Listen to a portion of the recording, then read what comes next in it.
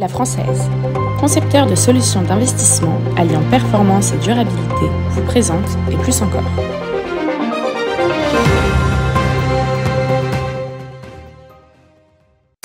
Daniel Kahneman est décédé il y a de cela quelques jours, moins d'un an avant Harry Markowitz. Markowitz, c'est la théorie de l'efficience des marchés et de la rationalité des investisseurs. A contrario, Kahneman et son complice Richard Thaler, avec lequel il avait obtenu le prix Nobel d'économie, c'est au contraire la finance comportementale. Que dire aujourd'hui? En pratique, en réalité, sur les marchés, l'efficience des marchés et la rationalité des investisseurs est considérée comme étant juridiquement la règle, mais en pratique, on voit bien que la finance comportementale est plutôt la pratique. D'ailleurs, sur le sujet, je me permets de m'interroger, soit pour rire, soit pour pleurer, des soi-disant prophéties autoréalisatrices des investisseurs. En début d'année, ils espéraient tous 6 baisses des taux de la part des banques centrales américaines et européennes. Aujourd'hui, aux États-Unis, finalement, on est prêt à se dire que 2 baisses sont parfaitement tolérées et ça ne chagrine personne. Alors, je vais vous faire une confidence. Vous, conseillers en gestion de patrimoine, et nous, journalistes, nous devons avoir un point commun, celui de doter de tout pour aiguiser notre jugement. Bienvenue sur le plateau de Et plus encore, le magazine de la gestion de patrimoine et de la finance, une émission diffusée sur LinkedIn, sur H24 Finance, sur YouTube et sur Et plus encore. Bienvenue aujourd'hui sur une émission qui, je l'avoue, va être chargée, donc on ne perd pas de temps. Générique.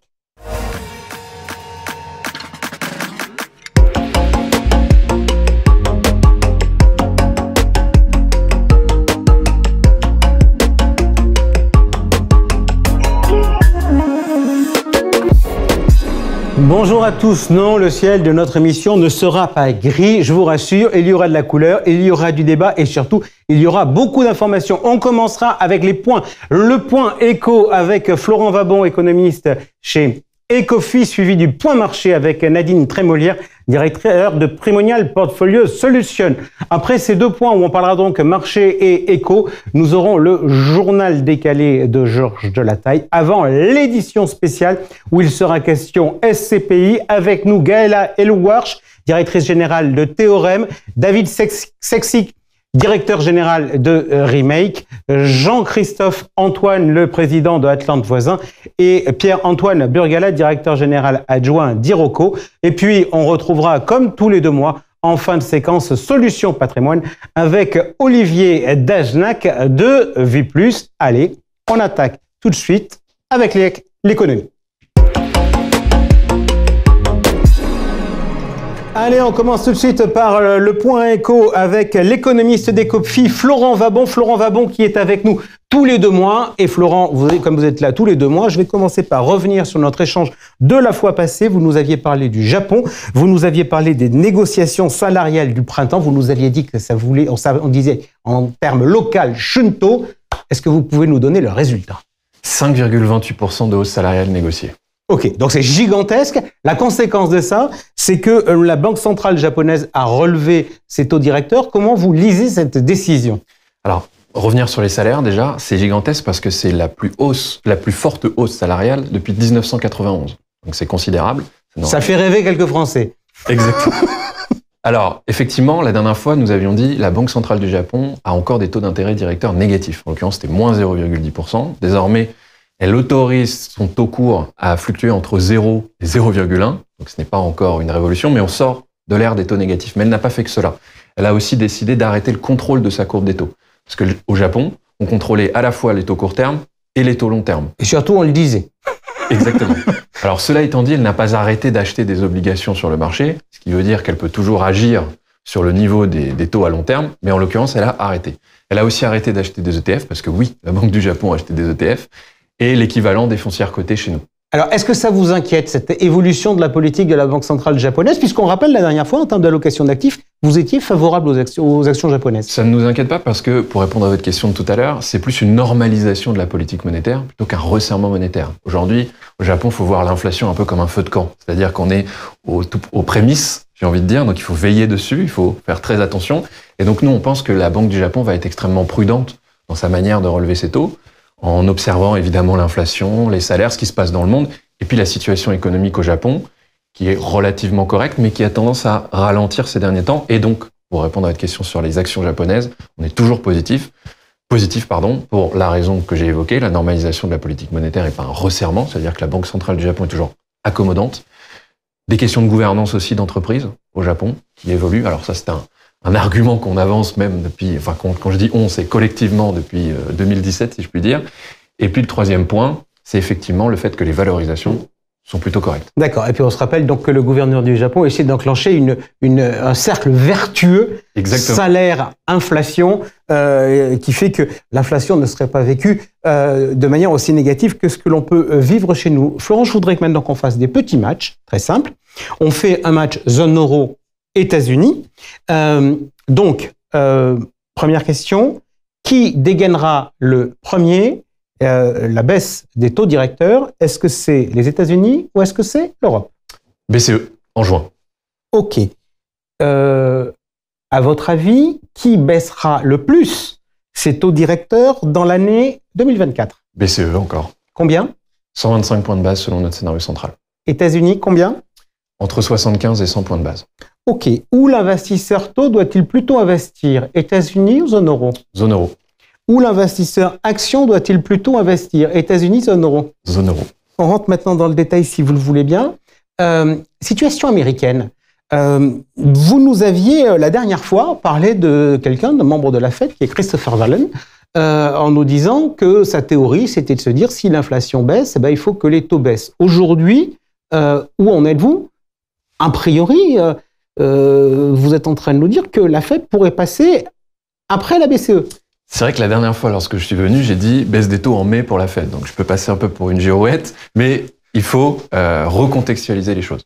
Donc je suis venu une première fois en décembre en disant la Banque centrale américaine, notre argumentaire était fondé sur le fait que la Banque centrale américaine avait peur des fantômes des années 70, les fameuses vagues d'inflation successives, et que donc elle allait être extrêmement prudente. Donc on avait plutôt en tête septembre à l'époque. Ouais. Sauf qu'ensuite, quelques jours plus tard, il y a eu cette fameuse réunion, ce que tout le monde a appelé le pivot de la Banque centrale américaine en décembre, où ils nous ont dit effectivement, par la voix aussi de Christopher Waller, vous avez raison, que à partir de maintenant, il faut que la Fed suive la baisse de l'inflation et qu'il s'agit plutôt d'un ajustement de politique monétaire pour sécuriser l'atterrissage en douceur. Donc nous étions passés à cette époque-ci à mai, pour les raisons qu'on a évoquées, parce qu'on avait aussi des prévisions d'inflation qui faisaient en sorte qu'on arriverait à ces niveaux qui leur permettraient d'être confortables. Ensuite, on a eu la réunion de mars, qui là était un peu différente. On a eu aussi des prises de parole très très récentes de la part de Jérôme Powell, qui finalement nous dit « Je suis dans une position où j'ai le luxe d'attendre, parce que la situation économique américaine est bonne, et parce que l'inflation baisse tranquillement. On a eu un mois de janvier et de février qui, nous, personnellement, ne nous inquiète pas plus que ça. Très fort, mais de moins en moins mauvais, et surtout, il y a des effets de saisonnalité. On continue de penser que la désinflation va se poursuivre. Et donc, on a décalé de mai à juin ou juillet, mais l'argumentaire ne change pas par rapport à la dernière fois. Pour la Banque centrale américaine, selon nous, il s'agit d'un ajustement de politique monétaire et pas de l'enclenchement d'un cycle de baisse de taux parce qu'il y a récession. Cela étant dit, et je termine juste là-dessus, nous, ce qu'on surveille vraiment, c'est l'emploi. Et sur l'emploi, on a une lecture assez différente du consensus. C'est qu'on ne dit pas qu'on est à l'aube d'une dégradation massive sur le marché de l'emploi, mais on constate des irrégularités. Toutes les enquêtes, en termes d'emploi, tous les indicateurs ne donnent pas le même message.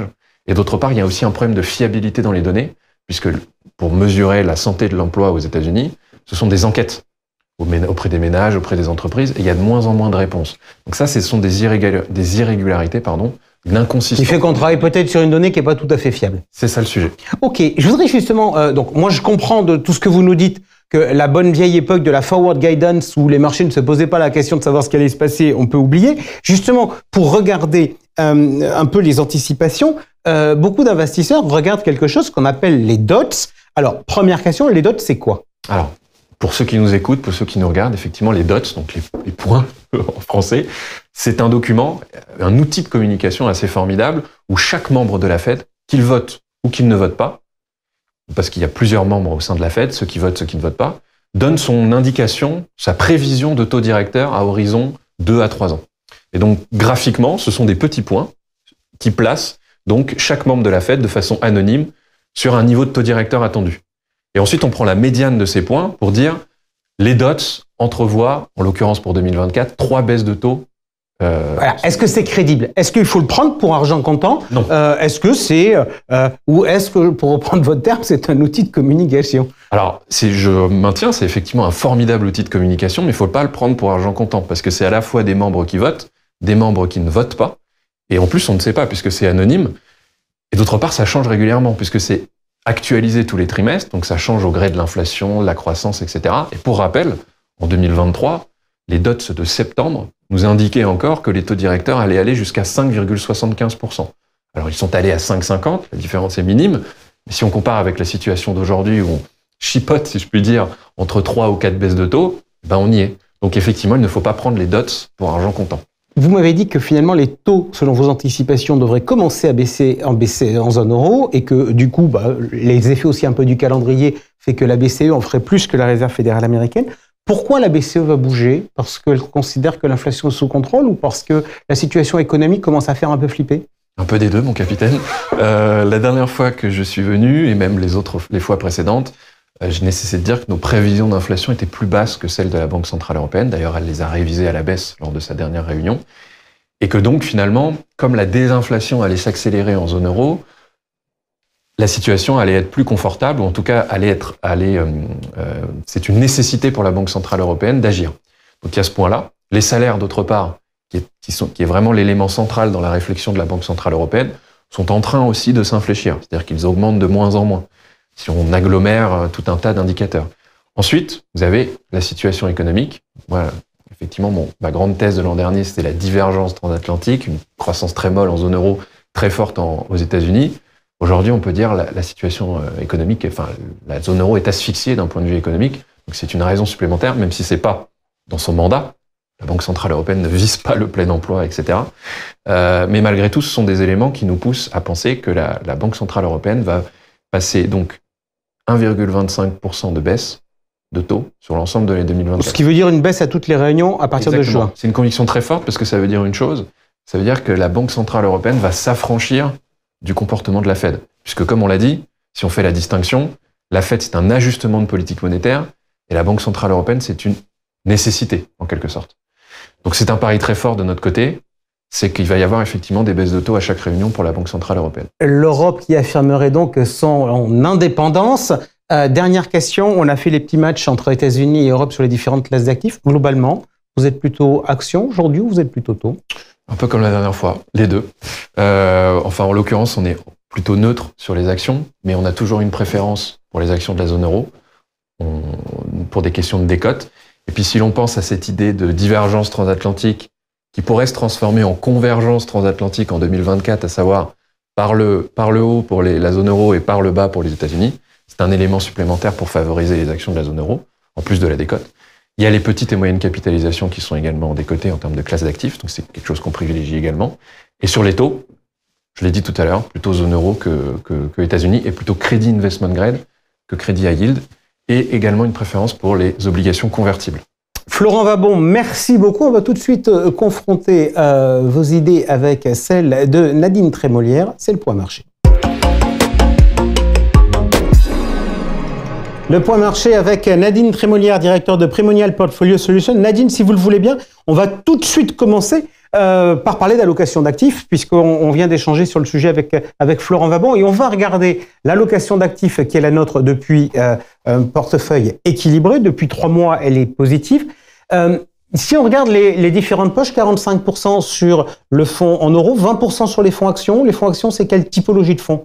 Alors, on a une bonne diversification entre des fonds d'action internationale, thématiques, développement durable notamment, et un petit peu d'intelligence artificielle et de technologie, et puis des small caps et du marché émergent. Vous voyez, donc on a une bonne répartition en fait qui nous plaît relativement bien en ce moment. Parfait. 10% immobilier, c'est de la pierre-papier. Private equity, c'est plutôt de l'Europe? Du private equity européen, exactement. Okay. Parfait. Et fonds obligataires datés, donc plutôt des échéances qui, j'imagine, qui doivent être relativement courtes? Oui, 2027. Hein, c'est vraiment le point sur lequel on est plutôt à l'aise. Ok. Ma question est simple, et pourquoi je commence par ça? Est-ce que vous avez envie, aujourd'hui, dans l'environnement de marché actuel, de faire des arbitrages?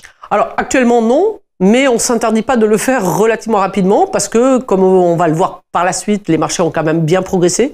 à la fois sur le marché action, à la fois sur le marché obligataire. Et peut-être qu'on commence à arriver sur des points peut-être un peu à court terme, un peu haut. Donc la question se pose très clairement. Ok, la question se pose, ça veut donc dire alléger et la poche action et la poche obligataire. Je pense qu'il faut vraiment taper un peu des deux côtés pour du fonds en euros. Donc voilà, l'hésitation pour moi, c'est ce que je le fais ce mois-ci, est-ce que je le fais début mai ou est-ce que je le fais au cours du mois aussi, hein, on vous tiendra au courant. Mais effectivement, de remonter un tout petit peu le fonds en euros et puis de baisser un petit peu la partie actions et obligations. Alors justement, on va regarder, si vous le voulez bien, les résultats des marchés sur les actions et sur les obligations. On commence tout de suite par les actions. Nouvelle forte hausse des marchés actions. Est-ce que ça veut dire que tout monte ? Non, tout monte pas. Alors, on a peut-être un mois qui est peut-être un peu différent des mois précédents parce qu'on peut le voir sur les indices. On a les small caps qui montent un petit peu mieux, les émergents qui cessent peut-être d'avoir baissé. Donc, on a peut-être une petite rotation et regardez sur le Nasdaq, hein, sur le mois de mars, on a peut-être une progression un peu inférieure à celle qu'on a eue. Est-ce que c'est peut-être un peu le signal d'un retournement, peut-être pas d'un retournement, mais tout au moins peut-être d'un rattrapage de sociétés ou d'indices qui ont quand même très mal marché depuis quelques mois, peut-être effectivement. Ça veut dire que potentiellement, si on devait toucher à la partie action, on aurait tendance à ne pas toucher sur les deux positions, je dirais, qui sont assez contrariantes, c'est-à-dire, je pense notamment au marché émergent et au small cap. Oui, exactement. On serait plutôt dans l'écritage des actions internationales, des grandes capitalisations, ce qui a relativement très très bien marché depuis quelques temps et qui est quand même devenu un petit peu cher. Nadine, les marchés aiment bien se trouver des concepts un peu vendeurs. Donc, aux États-Unis, on avait les 7 magnifiques. On voit d'ailleurs que Tesla actuellement est en difficulté sur l'année 2024. En Europe, c'était, je ne sais plus quelle banque américaine qui avait inventé un truc du nom d'un gâteau, c'était les granolas. Est-ce que les granolas, ça vous tente ? Moi, je suis plutôt chercher les 7 merveilleuses. Bon, on a quelques sociétés qui sont en commun, ASML, Novo Nordisk, LVMH, je crois que ça fait partie des granolas. Nous, on aime bien Hermès, on aime bien regarder un petit peu du côté de l'Allemagne avec SAP et Siemens, mais peu importe. C'est aussi la retranscription que les indices aux États-Unis et en Europe sont quand même drainés par ces grosses sociétés. Et les ETF ne sont pas complètement étrangers à cette situation, hein, puisque plus la pondération, je rappelle, plus la pondération d'une société dans un indice est forte et plus les ETF sont obligés d'augmenter la position au fur et à mesure que le titre continue à monter. Donc, quelque part, c'est un petit peu autoréalisateur et ça concentre énormément les indices. Et c'est vrai que quand on regarde, par exemple, la performance du l'Eurostock 50, donc les 50 plus grosses sociétés en Europe, et vous regardez les small caps, on est à plus de 10% sur les 3 derniers mois. On est à plus de 10%, puisque je crois que l'Eurostock, c'est autour de 12,5% et que les small caps est autour de 3,5%. Donc, on a une vraiment presque fragmentation du marché envers les méga grandes sociétés par rapport aux peut-être sociétés de taille plus modeste. Ça veut dire qu'à court terme, si on envisageait de réduire les positions sur la partie action, on le ferait plutôt sur les très grosses ? Oui, c'est vraiment ce que je disais d'abord. C'est effectivement peut-être ces actions internationales qui sont peut-être plus représentées à la fois par les fameuses 7 magnifiques aux États-Unis et les 7 merveilleuses, parce que les indices sont très concentrés. Encore une fois, je pense que ça, c'est l'élément peut-être le plus important à noter sur 2023 et 2024. Et c'est souvent, d'ailleurs, la réticence de nos investisseurs qui disent « Ah, mais les indices sont chers ». Mais les indices, ils sont dirigés. Hein. On a les fameuses 7 merveilleuses qui sont presque 30% de l'indice, même chose aux États-Unis. Donc, c'est aussi ces sociétés-là qui drainent quelque part les indices vers leur plus haut. On regarde tout de suite la situation sur le marché des taux d'intérêt. On constate que les taux directeurs n'ont pas bougé de la part de la Fed et de la part de la BCE. On constate que grosso modo, ça n'a pas beaucoup bougé sur les taux longs, ni aux États-Unis, ni en Allemagne. Et d'ailleurs, que ça n'a pas non plus beaucoup bougé sur les spreads de crédit. Est-ce que c'est le calme avant la tempête ? Je ne sais pas si c'est une tempête, mais tout au moins, on commence à être relativement resserré sur les spreads de crédit. Regardez, 50 BP sur l'investment grade, un peu moins de 300 sur le high yield. On est quand même sur des niveaux de taux qui sont on est presque revenu en dessous de là où on était début 2022. Hein, rappelez-vous, avant le conflit russo-ukrainien. Donc, on est quand même sur des niveaux relativement serrés. Les taux longs ont déjà intégré un certain nombre de baisses des taux. On attend maintenant ces baisses des taux. Alors, a priori, on nous parle de juin, à la fois au niveau de la Fed et au niveau de la BCE. Je pense qu'effectivement, on peut avoir des épisodes de volatilité sur les taux longs ou sur les spreads de crédit si, entre guillemets, les banques centrales venaient à peut-être être un peu plus déviants par rapport à ce qu'ils ont prévu. Je voudrais qu'on regarde ça justement. Est-ce que les taux longs, on entend beaucoup dire que les taux courts vont baisser, potentiellement de manière sensible. Est-ce que les taux longs répercuteront le mouvement ou pas? À mon sens, pas trop. On se retrouve confronté aussi à des États, c'est vrai aux États-Unis, c'est vrai en Europe, 120, 130% de dette sur PIB. Donc ça veut dire plus des déficits budgétaires, 5,5 aux États-Unis, 5,5 en France, plus de 6,5, voire même 7% aux États-Unis. Il faut bien les financer, ces déficits. Donc ça veut dire qu'il y a des besoins d'émissions de dette aux États-Unis, en Europe, qui sont de plus en plus importants. Je pense que ça peut être un driver pour effectivement faire en sorte que les taux longs ne bougent pas autant que les taux courts et que la courbe petit à petit s'aplatisse dans une moindre mesure. Et on a toujours le risque quand même que ces taux longs continuent un petit peu à remonter. Ok, cette interview est un peu une sorte de séminaire de réflexion sur les arbitrages. J'aimerais qu'on réfléchisse le match obligation datée, fonds en euros, dans un environnement où les spreads ont fortement réduit. On a des fonds datés qui sont, on va dire, sur des échéances 2027-2028 autour de 4% net de frais de gestion et du contrat assurance-vie sur l'élimination de contrat d'assurance-vie. C'est sûr que le fonds en euros, pour l'instant 2024-2025, si vous faites une nouvelle souscription avec les bonus d'entrée, avec les bonus si vous gardez 50% du C, ça devient un vrai sujet. Donc c'est un petit peu notre réflexion est autour de cela. Ok, merci beaucoup Nadine Trémolière. D'ailleurs, on rappelle que selon les chiffres qui ont été communiqués l'autre jour par France Assureur, la décollecte sur les fonds en euros n'a jamais été aussi faible au cours des dernières années. Preuve que finalement, l'argent revient et ça, c'est vrai, potentiellement un effet des publications de taux de l'an dernier. Tout de suite, le journal décalé de Georges Lataille.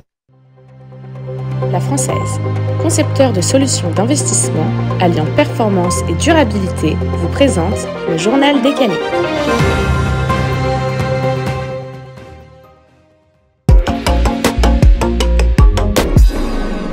Jean-François, on va mettre un point final à un feuilleton qui nous a accompagnés ces derniers mois. Je vous parle de la RIS, la Retail Investment Strategy. Elle a été adoptée le 20 mars dernier par la Commission des affaires économiques et monétaires du Parlement européen. Qu'est-ce qu'on peut quels sont ces points clés? Pas d'interdiction sur les rétrocessions, un value for money à préciser, des compétences professionnelles à valider par certificat ou équivalent, des points de vigilance dans la relation conseiller-client et une clause de revoyure qui est à 5 ans au lieu de 3 ans. Le texte semble donc être très positif pour les CGP et pourtant ce n'est pas certain. Le texte devrait être finalisé sous la présidence belge de la Commission européenne et elle ne sera pas forcément très souple. Ouais, juste je me marre quand même, parce qu'on va mettre un point final à ce feuilleton. Moi, je pense que ce feuilleton, le sujet des rémunérations des intermédiaires, déjà, il va falloir aller au trilogue, etc. Et ensuite, on n'est pas fini. Allez, donnez-nous la suite. Je vais quand même essayer de suivre mes dossiers et de suivre un autre dossier pour les plus fidèles d'entre vous. Au mois de mars, nous parlions de la rétroactivité du régime fiscal des locations meublées saisonnières. Le Conseil d'État vient de rejeter un recours en référé contre la doctrine administrative du BOFIC, permettant quoi? Permettant aux contribuables en 2023 de profiter des dispositions antérieures de la loi de finances 2024 pour les locations meublées de tourisme non classées en régime microbique. Le contribuable pourra donc bien bénéficier des règles antérieures lors de cette déclaration de revenus. Ouais, juste sur le sujet, alors très bonne nouvelle, on va être honnête pour ceux qui sont concernés. En revanche, en termes d'état de droit, c'est quand même c'est une séquence qui est catastrophique. Entre des amendements qui sont votés, qui sont rejetés par le gouvernement, qui sont inscrits par erreur dans la loi de finances parce qu'on l'a passé en 49.3. Un BOFIP, autrement dit une doctrine de l'administration fiscale qui contredit la loi, et derrière un Conseil d'État qui nous dit ce qu'il nous dit en pratique, c'est-à-dire pas de référé, mais en revanche on va traiter le dossier sur le fond. Pardon, mais c'est quand même un joli bazar. Alors, je vais continuer dans les aberrations avec une autre aberration. Quand on souhaite introduire son entreprise en bourse, en général, pourquoi on veut le faire? Pour pouvoir toucher tous les épargnants et donc avoir des sources de financement différents. Et pourtant, le collège de l'AMF, il recommande tout bonnement et simplement de supprimer l'obligation aux sociétés s'introduisant en bourse sur l'Euronext Paris de réserver une partie de leurs actions aux investisseurs particuliers. Pourquoi? Parce que selon eux, cette obligation ajoute des contraintes pour les émetteurs qui du coup font baisser l'attractivité de la place de Paris. L'autorité, elle considère que cette mesure, donc interdire les particuliers, ne découragera pas les investisseurs, bien au contraire, cela évitera que certains projets de cotation aillent à l'étranger et ne soient pas à Paris. L'AMF dit que c'est bien, mais elle se donne quand même 3 ans pour vérifier que c'est une bonne idée et que ça n'a pas d'incidence pour les investisseurs particuliers. Espérons qu'on finisse pas avec une bourse à 2 vitesses, B2B et B2C. Assurément, on veut finir sur une bourse à 2 vitesses. 2 petites remarques par rapport à ça. Un, déjà, sur le fond, c'était une obligation qui était une obligation de moyens mais pas de résultat. Donc en pratique, tous ceux qui avaient envie de passer à travers et qui n'avaient pas envie de développer l'actionnariat individuel le faisaient sans difficulté. Au passage, on peut d'ailleurs tirer un grand coup de chapeau à 2 acteurs de l'industrie financière française qui se sont toujours assis sur les particuliers sans aucune difficulté. C'est Amundi et c'est Euronext.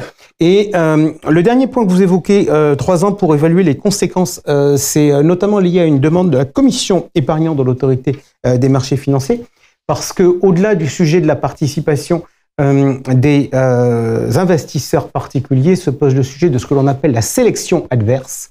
Autrement dit, la sélection adverse, c'est quoi? C'est quand vous faites une introduction que vous n'avez pas d'investisseur institutionnel qui a envie de venir souscrire. Mais qu'est-ce que vous faites à ce moment-là? Vous décrochez votre téléphone et puis vous appelez les particuliers parce que ce jour-là, les particuliers, ils vous intéressent. Et c'est donc un excellent moyen de mettre aux particuliers les dossiers pourris. Et c'est pour ça que la commission des épargnants avait demandé ce rapport pour être sûr qu'on ne refourgue pas les nanars au retail. Comme quoi, on a toujours besoin des particuliers. Pour continuer sur les particuliers, dans le journal décalé, j'aime beaucoup vous parler de la santé des CGP. La santé des CGP est très liée aux particuliers, à une grande partie de leurs clients. Et nous venons d'avoir le livre blanc 2024 de l'Apredia qui nous donne plein d'informations. Sans surprise, le nombre de cabinets augmente. On est presque à 4000 cabinets. 3867, avec finalement peu de création, surtout des extensions d'activité. Quand on regarde un peu plus loin, leur nombre grossit un peu, mais en revanche, leur chiffre d'affaires grossit beaucoup, parce qu'en 10 ans, il a presque doublé pour atteindre un chiffre d'affaires moyen de 622 000 euros par cabinet. Les CGP y grossissent et y vieillissent. 54% d'entre eux ont plus de 50 ans, 4 points de plus en 4 ans. En revanche, la parité n'est encore pas du tout au rendez-vous, seulement 21% sont des femmes. Et quand on regarde un peu plus loin, elles préfèrent favoriser les établissements financiers ou les compagnies d'assurance. Malheureusement, on a l'impression que le temps n'a pas encore totalement changé parce qu'elles préfèrent favoriser des milieux plus favorables pour la vie de famille. Si on regarde un peu plus loin, on voit que le marché reste en croissance, mais les CGP ont 2 principales inquiétudes. 1, la profondeur de la crise immobilière.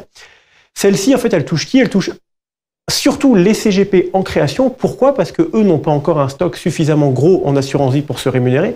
Ils ont donc besoin des produits immobiliers qui ont une rémunération immédiate. Et ils sont aussi touchés par la volatilité. Pourquoi? Parce que les clients, de manière assez logique, veulent la performance la plus forte possible, sans aucun risque. Du coup, où vont les CGP? Ils se recentrent assez logiquement sur l'assurance vie, qui est vraiment leur couteau suisse. Cette assurance vie, en plus, elle profite de la remontée des taux, donc les fonds en euros fonctionnent mieux, et une sélection d'UC très large. Bref, l'assurance vie n'a pas dit son dernier mot. Vous me donnez une idée, tiens, sur ce sujet justement des modèles économiques. On interrogera tout à l'heure nos invités sur le débat SCPI, sur les évolutions de modèles économiques, notamment sur le développement des SCPI sans frais d'entrée. SCPI toujours, on en parle beaucoup, des bonnes performances, mauvaises performances, c'est un marché compliqué. Et j'ai un autre sujet pour vous, pour les SCPI, ce sont les mauvaises informations données par les distributeurs. L'AMF a la commercialisation des parts démembrées des SCPI dans son viseur. Très concrètement, ces contrôles ont révélé qu'une prise en compte très limitée des spécificités du démembrement par les distributeurs.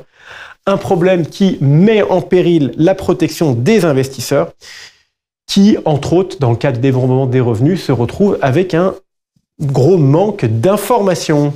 Ouais, alors là-dessus, plusieurs remarques. C'est vrai que de ne pas expliquer à quelqu'un qui achète la nue propriété qu'il n'aura pas de revenus, c'est quand même un peu inquiétant. Juste, je me permets une petite remarque quand même sur ce contrôle spot de l'AMF. Me semble-t-il, ils sont un tout petit peu passés à côté du sujet du prix dans un démembrement, en disant que c'était géré par les sociétés de gestion de portefeuille. C'est quand même un sujet majeur pour savoir si on achète au vrai prix ou au mauvais prix. Et d'ailleurs, ce prix-là, il n'est pas facile à calculer, notamment depuis que les SCPI distribuent des plus-values. Tiens, d'ailleurs, ça va aussi pouvoir faire partie de nos sujets. Justement, on parle tout de suite des SCPI avec notre édition spéciale. Allez, serions-nous amoureux des classements d'ordinaire dans le club des experts immobiliers? On a 3 des principales gestionnaires de SCPI en termes de capitalisation. J'ai nommé Primonial REM Amundi et la Française. Et ben aujourd'hui, on s'est visiblement focalisé sur un autre classement, c'est celui de la collecte nette au 4e trimestre 2023.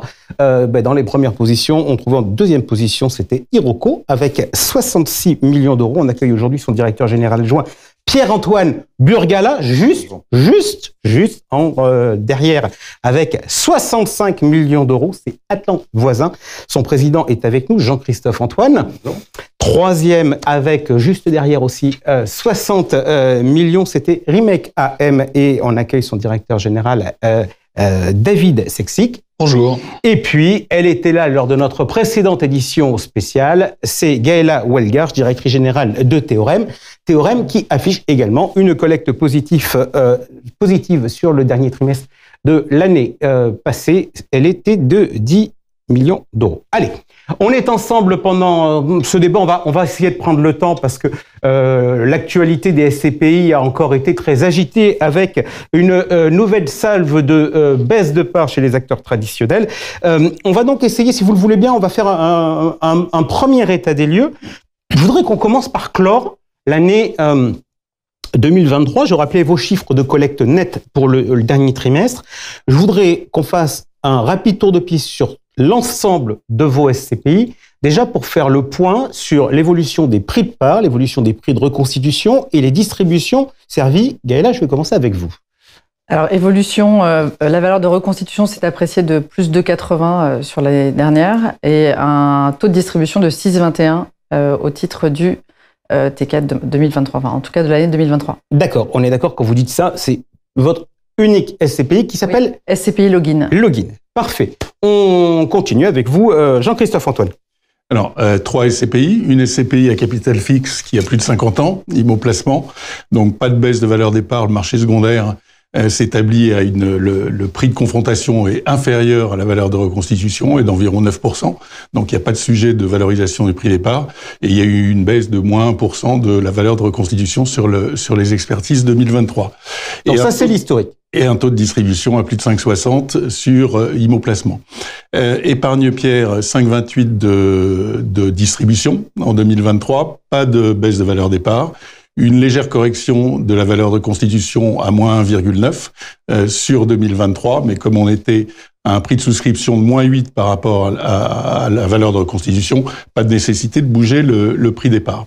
Et enfin, Épargne Pierre Europe, qui est une nouvellement créée fin 2022, 6,26 de rendement brut et pas de baisse de valeur des parts, puisque effectivement les acquisitions sont récentes. Ok, on continue notre petit tour de piste et on va du côté de chez Iroko avec vous, Pierre-Antoine Burgala. Oui, donc pour Iroko Zen, c'est une collecte sur l'année 2023 de 250 millions d'euros. En termes de performance, on a légèrement amélioré notre performance vis-à-vis de 2022, puisqu'on avait fait 7,04 et on a fait 7,12 en 2023. Côté valeur de reconstitution, on fait partie de ces très rares SCPI aussi à avoir une valeur qui progresse, puisqu'on s'établit aujourd'hui à 209,43 €, ce qui fait à peu près une sous-cote de 5% versus le prix de la part qui est à 200 €. Alors nous on a une seule SCPI, donc Remake Live, gérée chez Remake Asset Management. On a collecté sur l'année 2023 270 millions d'euros. On a un taux de rendement pour 2023, un taux de distribution de 7,79 en amélioration par rapport à 2022 qui était à 7,64. Donc on a bien bénéficié du cycle pour reluer en fait les immeubles existants. Concernant la valeur de reconstitution, on est sur une valeur de reconstitution qui s'établit à 203,29 € sur 2023. On a une légère baisse d'1%, qui nous paraît être le trait du stylo sur un patrimoine, par rapport à une part à 204, donc on considère qu'on est bien. Ok.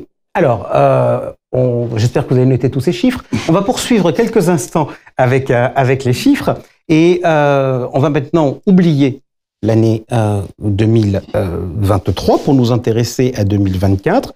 Mes questions sont relativement simples. Quels sont sur vos produits vos objectifs de distribution sur l'année 2024? Donc là, on parle bien d'objectifs. Puis deuxième question, qu'est-ce que vous avez fait en réalisé en collecte sur le premier trimestre? Parce que mon téléphone me dit que nous sommes le 3 avril et qu'a priori, les compteurs ont été arrêtés. Gaëla, je commence avec vous. Alors la collecte a clairement progressé. Je pense que les jeunes SCPI sont favorisés, notamment depuis les parutions des taux de distribution 2023. Donc, on a fait 15 millions d'euros de collecte là au T1, avec, on va dire, un objectif de distribution qui sera, bon an mal an, semblable à ce qu'on a fait en 2023. Jean-Christophe Antoine. Alors, sur Épargne Pierre Europe, 39 millions à peu près de collecte nette sur le premier trimestre 2024. Épargne Pierre, on est à peu près en collecte brute à 60 millions et en collecte nette, puisqu'il y a retrait d'une SC, on va être plus près des 30 millions aujourd'hui sur le premier trimestre. Donc, globalement, plus de 60 millions de collecte nette sur nos deux SCPI au premier trimestre, sachant comme, je vous l'ai dit, mais on y reviendra, sur les SC, qui est un sujet sur les SCPI, on avait diminué notre exposition à SC à 3%. Là, on sort la dernière SC qui est là, donc on sera à moins de 2% d'exposition au SC. Objectif de distribution ? Objectif de distribution identique à 2023.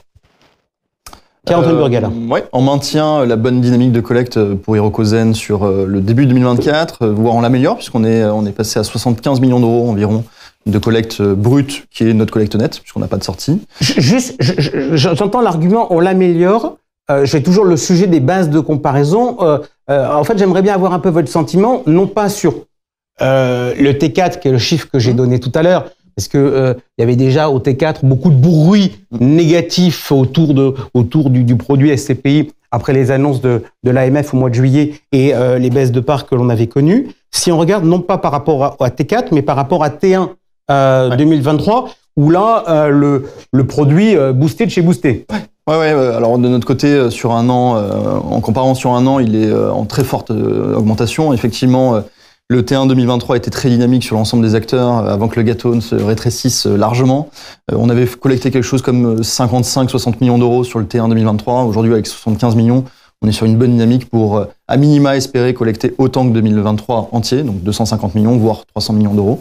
Donc, ce qui est une bonne opportunité pour saisir ce qui se passe aujourd'hui sur l'immobilier. En termes de rendement, on est également très ambitieux, puisque le marché nous y aide, et on vise également une performance similaire à 2023, et si je dois nous donner une fourchette, entre 6,75 et 7,5 de rendement pour 2024. David Sexic, sur chez Rimec. Alors chez Rimec, on a aussi une bonne dynamique au premier trimestre, alors une bonne dynamique aussi bien par rapport à l'an dernier que par rapport au 4T, puisqu'on a 67 millions de collecte brute. Et on a effectivement qui tombe à 57, puisqu'on a eu une sortie, nous aussi, d'une essai qui nous avait accompagnés au début. Je soupçonne que c'est peut-être la même, à mon avis. Enfin bon, la bonne nouvelle, c'est qu'il ne nous reste plus que 3% de la CAPI en essai, donc ça c'est bien. Et puis bon, je comprends aussi que les essais veuillent sortir lorsqu'ils ont des produits liquides dans lesquels ils sont investis, c'est normal aussi pour retrouver leur liquidité. Sur les objectifs de collecte et de performance sur la SCPI, sur les objectifs de collecte, on a des objectifs de collecte assez neutres, parce que l'an dernier on a collecté 270 millions, on s'était fixé comme objectif à minima 200 millions. On verra, en tout cas pour le premier trimestre, on est largement en avance par rapport à cet objectif cible qu'on s'était ciblé.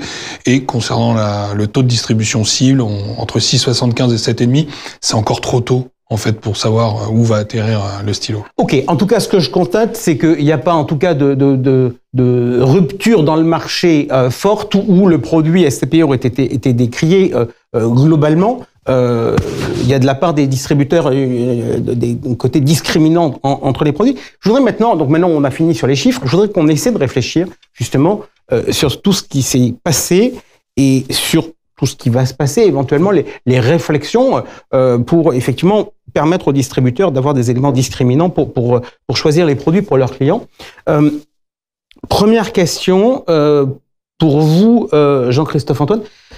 Est-ce que finalement, cette crise, on ne devait pas s'y attendre ? Oui, bien sûr qu'on veut s'y attendre. Le marché de l'immobilier, c'est un marché de cycle. En général, les cycles sont d'une durée de 7 à 8 ans. Là, on a connu un cycle immobilier haussier depuis 20 ans. C'est-à-dire que globalement, 2000-2022. 2008 a été un épiphénomène pour les SCPI, la crise financière, et on est vite reparti. Et on a vu la collecte exponentielle à partir de 2008 sur les SCPI.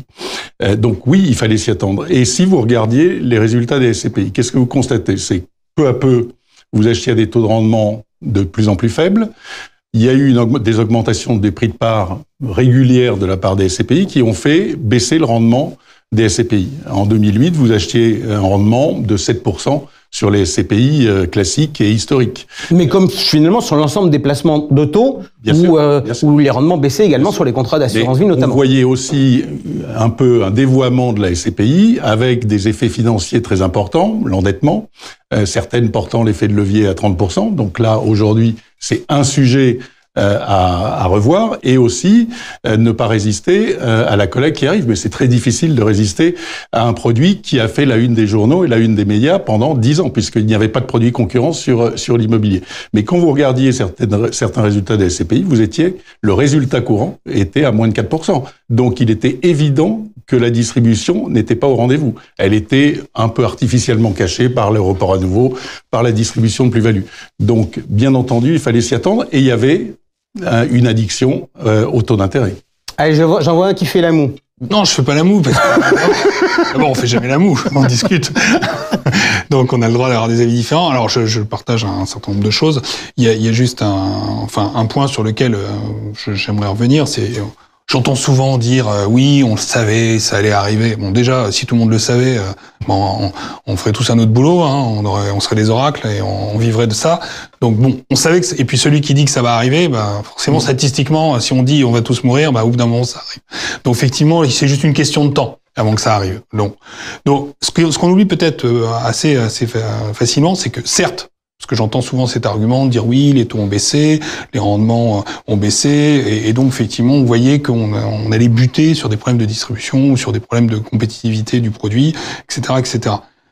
Il faut quand même rappelons, que ces produits, certes, pendant 10 ans, donc les taux ont baissé, avec la baisse des taux, parce que c'est un produit financier, les SCPI, on en parlera peut-être un peu plus tard, avec la baisse des taux, les capitaux se sont appréciés, et surtout, on a payé, à cause de cette baisse des taux, l'immobilier de plus en plus cher. Mais on a payé l'immobilier de plus en plus cher dans l'absolu. C'est-à-dire qu'on a atteint des prix au mètre carré qu'on n'avait jamais connus, en fait. On a atteint des prix au mètre carré dans le bureau qu'on n'avait jamais vus. Des plus de 20 000 euros du mètre carré, c'était des prix démentiels.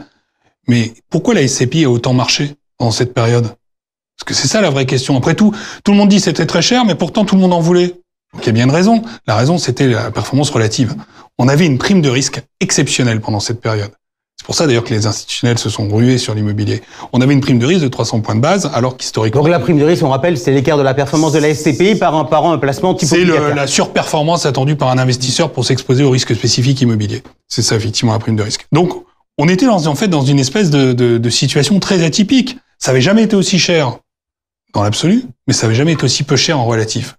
Donc, faut quand même pas l'oublier, les gens se sont pas mis dans l'immobilier par hasard pendant toute cette période. Ok, je voudrais qu'on regarde, Pierre-Antoine Burgala, je voudrais qu'on fasse un peu le point sur votre vision du marché, les acquisitions. Vous avez collecté de l'argent l'an dernier, vous avez collecté de l'argent au premier trimestre, donc vous êtes acheteur net, clairement sur le marché. Est-ce qu'aujourd'hui, vous vous dites que c'est encore les soldes? Ou est-ce que vous commencez à voir une certaine normalisation des marchés sur lesquels vous intervenez? Ça l'est, effectivement, ça l'est encore. Ça l'est encore à des niveaux différents, suivant les secteurs d'activité, suivant les pays. Tous les pays ne réagissent pas de la même manière, clairement. On l'a vu en 2023. C'était un peu l'époque de l'investissement dans les pays anglo-saxons, puisqu'il y a le principe de taux variable. Donc, c'est des pays qui ont vite dévissé extrêmement rapidement, alors qu'en France, on a historiquement une énorme inertie en termes de valeur, en Allemagne aussi d'ailleurs. Et donc, il a fallu l'an dernier investir notamment sur des pays comme l'Irlande, même si c'est redevenu un petit marché, sur les Pays-Bas. En revanche, aujourd'hui, on se rend compte que les opportunités sont plutôt chez nous, en France. Donc c'est assez contre-intuitif. Il me semble qu'on va parler aussi du fait d'investir massivement à l'étranger. Est-ce que c'est bon pour améliorer le taux de distribution? Mais aujourd'hui, on est plutôt à se positionner en France parce que les bonnes opportunités sont en France. Gaëlla, votre sentiment sur le marché? Alors, on arrive après 2 ans quand même de baisse successive. Nous, on a des fonds qui sont, on a 3 fonds et résolument pan-européens. On a investi dans près de 19 pays sur nos fonds. Et nous, on est un peu contre-cycle, puisque on a vu évidemment des baisses successives très vite. Donc, à l'été 2022, dans notre premier fonds, qui est une SC pour le coup.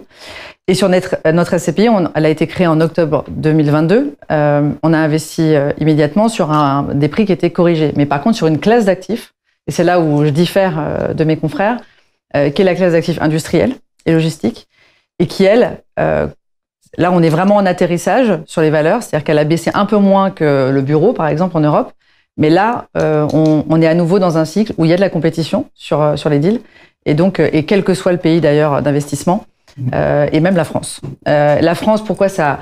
Aujourd'hui, la France devient plus attractive, c'est aussi parce que c'est la dernière à avoir baissé. C'est-à-dire que là où en Europe, on a commencé à baisser dès l'été 2022, et successivement, pendant presque 1 an et demi, la France a été un des derniers pays à réagir.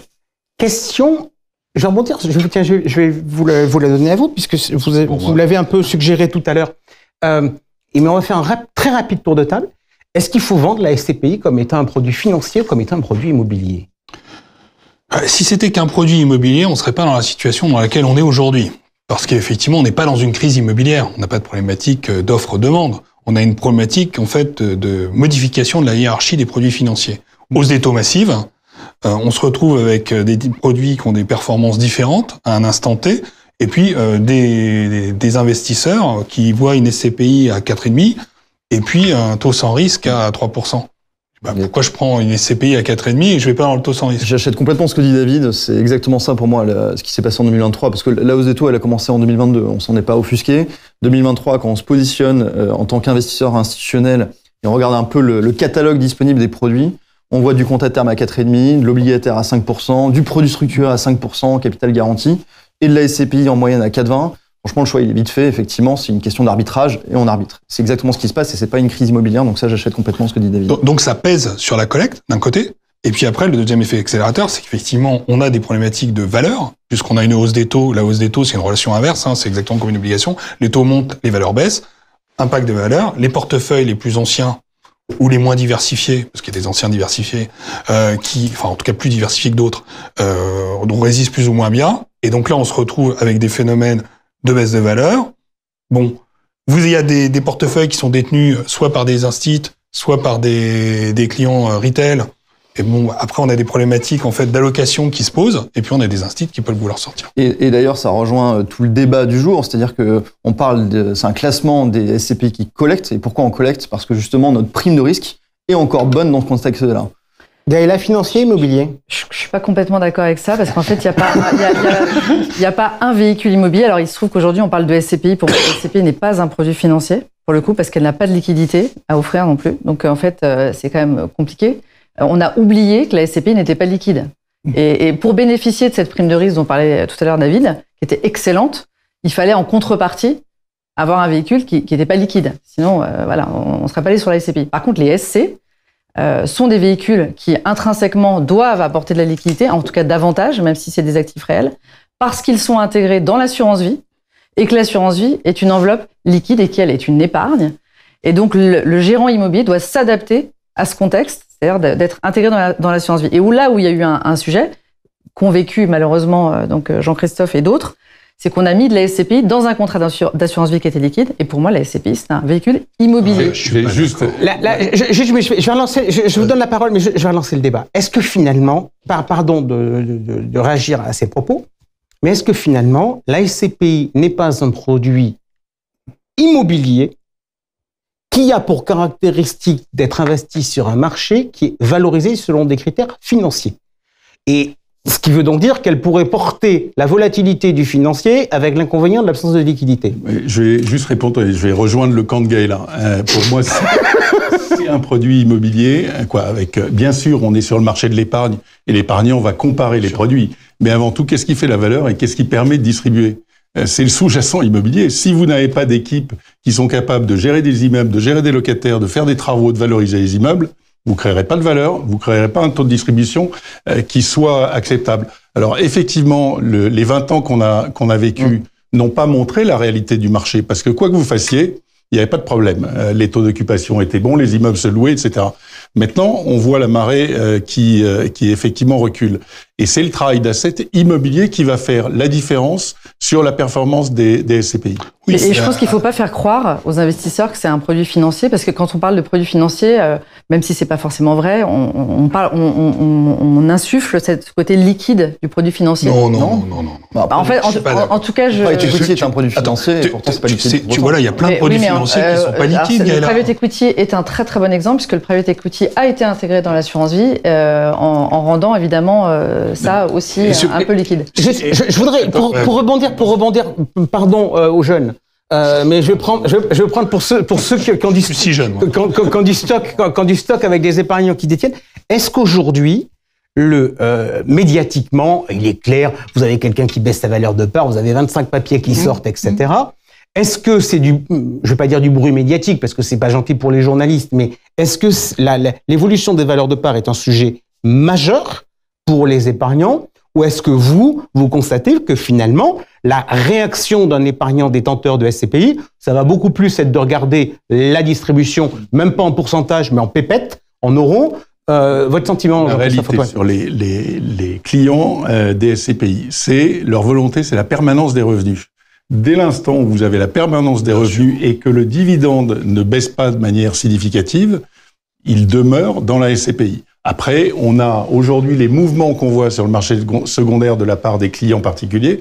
C'est quoi? Le décès, malheureusement, et des accidents de la vie, des divorces, des besoins de revendre pour acheter sa propriété immobilière. Mais les retraits sont peu importants de la part des particuliers. Il y a une augmentation, mais c'est sans commune mesure avec les investisseurs institutionnels qui peuvent être dans les SCPI. Ça n'a rien à voir.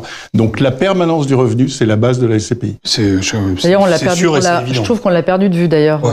Alors, juste qu'on revient là-dessus, parce que quand même, il n'y a pas de produit immobilier liquide. Que ce soit une SCPI, une SC. D'ailleurs, on est bien placé pour voir que les SC sont pas liquides. Oui, mais c'est bien ce qui se passe en ce moment. Elle est plus facile à créer sur une SC. C'est un sparadrap. Quand tu as 5 à 10% de liquidité organisée par un produit qui rachète, qui organise sa propre liquidité, c'est un sparadrap. Parce que l'immobilier, c'est on-off. C'est où les gens restent, où ils sortent à 25% du capital. Tu peux la créer davantage parce que la SC est un véhicule de capitalisation. Donc, sur deux jambes, revenus, création de valeur. Bien sûr. Sur une SCPI, si tu mets 15% de liquidité, ça marche pas. Ah, mais donc, on est tous d'accord. Sur notre SC, on n'avait pas 5% de liquidité, on en avait 3 fois plus. Et tu peux la créer en période de crise. En l'occurrence, on parlait d'anticipation. Nous, on l'avait anticipé, cette crise, et donc on avait adjoint davantage de liquidité. J'ai pas dit que c'était pas anticipé. Le taux de rendement immobilier tient compte du risque immobilier et donc d'une prime qui est la prime d'illiquidité. Pourquoi le taux de rendement est plus élevé? Parce qu'il y a cette prime d'illiquidité. Après, le débat, c'est est-ce que c'est un produit financier? Un produit financier n'est pas forcément liquide. Enfin, je reviens là-dessus, mais on peut être illiquide par nature et être un produit financier pour autant. Enfin, je trouve que d'ailleurs, les arguments que vous avancez me font penser qu'on est dans un produit financier. C'est-à-dire qu'on peut l'acheter en contrat d'assurance vie, on peut l'acheter à crédit, on peut le démembrer. Enfin, on peut faire tellement de choses avec les SCPI que... Allez, du coup, je vais rester avec vous parce qu'on a quand même fait une promesse aux gens qui nous écoutent. Le thème, c'était jeune ou pas. Est-ce que c'est le match ou est-ce que c'est pas le match? Quel est l'atout d'être jeune? L'atout d'être jeune, c'est une question de stock. Ça rejoint tout ce qu'on se dit sur la hausse de taux. Alors, nous, on est... on va dire adolescent. On n'est pas une SCPI ultra jeune puisqu'on est né avant. Vous n'envisagez pas de faire une crise quand même? Ah si, pas la nôtre, mais donc effectivement on a un tout petit peu de stock acheté courant 2020, début 2020, enfin tout 2021. Néanmoins, ce stock est tellement peu significatif dans notre patrimoine global qu'il ne pèse pas entre guillemets dans la performance et dans la valeur embarquée des actifs. Donc effectivement, il y a une prime à la jeunesse parce que c'est autoréalisateur. Toute cette collecte fait qu'on peut acheter dans des conditions de marché absolument inédites par rapport à ce que disait Jean-Christophe, où effectivement la planche à billets a fait que malheureusement les prix ont flambé. Et donc, on profite de ce contexte-là. Gaëla, c'est un atout à la jeunesse ou c'est un atout au timing? C'est plutôt, alors, en ce qui nous concerne, c'est plutôt un atout timing. Alors nous, on l'a lancé très tard. Elle a été lancée effectivement en octobre 2022, mais la mise en marché réelle de Login a été beaucoup plus tardive. On avait des sujets plus importants à régler l'année dernière. C'est clairement, nous, un effet timing. Quand on a créé Login en août 2022, on pensait verser 5% brut de fiscalité étrangère. On n'a pas changé un iota de notre volonté d'investissement en qualité, rating, etc. Donc nous, c'est vraiment uniquement mécanique. La difficulté aujourd'hui, par contre, des SCPI qui sont les nôtres, je pense, c'est le marché européen, parce qu'on va investir dans de multiples pays qui réagissent de manière totalement différente, parfois à rebours. Et moi, j'ai une classe d'actifs, c'est pas une niche, c'est une grosse classe d'actifs avec une grande profondeur de marché. C'est un choix d'avoir investi sur cette classe d'actifs industriels. Les fondamentaux sont extrêmement solides. Mais par contre, évidemment, on est déjà, nous, au bout de cet exercice. Donc, elle est jeune, mais elle pourra pas bénéficier très durablement des marchés puisque ça redémarre. Ok, David Sexic, je reviens vers vous sur les arguments techniques d'être jeune. Il peut y avoir des sujets. La dernière fois, au plateau, on avait notamment celui qui affichait la meilleure performance et je l'interrogeais sur le calcul de sa performance qui était supérieure à 8. Est-ce que délai de jouissance, le fait d'être dans une dynamique de collecte, etc., c'est des choses qui, techniquement, aident la croissance d'un jeune est plus rapide que la croissance je pense qu'il faut moins jeune. Quand on est jeune et qu'on a un excellent market timing, parce que c'est quand même ça le sujet, on est en immobilier aussi, donc le market timing est extrêmement important. Si on est jeune, on a de la collecte. Si on a une bonne performance. Si on a de la collecte, on se retrouve d'année en année, en fait, à avoir plus de collecte que son stock. Donc, on fait que la collecte est évolutive par rapport à l'année précédente. Donc, ça apporte une performance supérieure et en plus, le stock, on souffre moins du poids du stock. Donc, ça, c'est la première chose. Ça, c'est une première raison technique. Ensuite, vous avez la gestion, parce qu'il faut pas oublier quand même qu'on parle que de jeunesse, mais il y a quand même des gérants derrière, et c'est la qualité du gérant qui fait. Si le gérant investit plus rapidement que son délai de jouissance, par exemple, quand on va à l'étranger, Gaëlla parlait des pays étrangers, quand on va en France, on close un deal entre 4 et 6 mois. Suffit qu'on ait en plus avec le bail Pinel le fait que le locataire puisse préempter, allez hop c'est parti, préempter, et si en plus il met de la dette pour acheter son actif, on peut monter jusqu'à 9 mois. C'est l'enfer. 9 mois, et à côté de ça, on a un délai de jouissance suivant ces pays entre... Vous êtes à combien vous délai de jouissance? Nous, 3 mois révolus. 3 mois plein aussi. Gaëlla? Ok. Vous arrivez à acheter les immeubles dans les délais... À l'étranger, je vais plus vite. Quand on close un deal... moyen, pour le moment, le bas. Au UK, c'est 1 mois et demi. On est à 2 mois et demi. Franchement, ça dépend des pays. Non, en fait, encore une fois, vous êtes sur des SCPI diversifiés, donc globalement, vous avez la capacité d'acheter beaucoup plus de deals. Moi, je suis pas sûr que durablement, ça soit gagnant. Bon, évidemment, au début, sur une SCPI, c'est plus favorable. Après, sur les SCPI plus anciennes, le délai de jouissance joue peu dans la distribution. Jean-Christophe Antoine, comment un acteur qui a de l'ancienneté arrive à avoir une collecte nette positive dans un débat de place où on ne cesse de dire les jeunes sont super en forme et les vieux pas du tout. Non, mais c'est un débat vieux comme le monde. C'est comme le débat les pauvres et les riches. Et on pourrait faire les pauvres SCPI et les riches SCPI. Ça, c'est un autre débat aussi. Donc, franchement, ça me passe un peu au-dessus. C'est un peu cet argument du jeunisme qui est mis à toutes les sauces. Il y a un market timing qui est bon. Ça, il faut pas le cacher. Le poids du stock doit être important sur une SCPI. Après, on sait bien que les 5 premières années d'une SCPI, l'effet relutif joue à plein, si le gérant fait bien son travail. Et je crois que parmi les représentants qui sont ici, ils affichent bien un taux cible qui est pas le taux de distribution qu'ils ont aujourd'hui. Ils ont un taux de distribution beaucoup plus élevé que leur taux cible. Pourquoi? Parce qu'ils bénéficient d'un effet relutif qui est très important. Effet relutif sur la trésorerie, effet relutif sur la rapidité d'acquisition, effet relutif sur le délai de jouissance. Donc c'est quelque chose qui est très important, l'effet relutif. C'est une très bonne idée et peut-être qu'on devrait le faire, David. On va peut-être modifier notre taux cible et l'améliorer parce que on est en train. Effectivement, je partage toute l'argumentation sur le ratio collecte divisé par capitalisation et rapporté au délai de jouissance. Alors on a un délai de jouissance qui est assez court quand même, il faut le noter. Donc cet effet est un peu moins significatif. Après, c'est là, ce qu'on dit tous collégialement, c'est qu'on a quand même un market timing qui est excellent en ce moment. Preuve en est l'augmentation de nos taux de distribution, que ce soit sur Remake Live ou Hirokozen. Donc, en plus, effectivement, de cet effet de la jeunesse technique, il y a quand même un effet marché indéniable. Ce qui joue, c'est d'acheter du bureau entre 8 et 9%. Moi, je pense que durablement, les SCPI ne pourront pas verser des taux de distribution aussi élevés. Il ne faut pas faire croire ça aux gens parce qu'ils vont être déçus du voyage. Et je pense que ça revient au produit. Est-ce que c'est un produit financier, un produit immobilier? On a oublié qu'on gère de l'immobilier. On est des géants immobiliers. Et on a un truc incroyable dans l'immobilier, c'est qu'il y a plein de choses qui reluent, en fait. C'est-à-dire que comptablement, il y a des mécanismes. En fait, quelqu'un qui fait une acquisition immobilière, un CGP par exemple avec un client, il peut optimiser son opération immobilière. Nous, notre métier, c'est d'optimiser tout dans une opération immobilière. Bien sûr. Et de se servir de tous les mécanismes qu'on a pour qu'à la fin, et ça, je reviens, que le net dans la poche de l'investisseur soit le plus élevé possible. Et donc, on a à notre disposition un certain nombre de mécanismes dont on profite, les jeunes, les moins jeunes, et peut-être là, en plus, une relution marché qui est exceptionnelle. Je rejoins Gaëlla sur le fait qu'on n'envisageait pas, quand on a créé les produits, parce qu'on a tous lancé les produits à peu près au même moment, d'avoir les performances qu'on a aujourd'hui. Effectivement, l'environnement de marché a tellement changé que on a affiché des performances supérieures à notre cible. Après, sur le fait de dire, Oui, on ne pourra pas tenir ces performances certainement, c'est sûr. Cependant, c'est une course.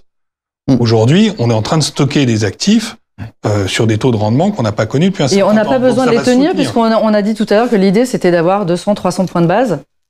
Et on a déjà reconstitué cette prime de risque en partie ou totalement sur la plupart des classes d'actifs aujourd'hui. Je crois qu'on a besoin d'une transparence. Et l'AMF, dans ses indicateurs, demandait à ce que les sociétés de gestion mettent le taux de rendement moyen des immeubles. Quand vous regardez, et vous le mettez, quand vous regardez le taux de rendement moyen des immeubles, aujourd'hui, le taux de distribution est supérieur au taux de rendement net des immeubles. Donc, à un moment, ça va corriger. C'est évident. Donc, il ne faut pas faire croire aux gens que ça va verser du 7 ou du 8. Mais personne ne fait croire ça. Hein. Non, mais justement. Non, mais personne ne fait croire ça.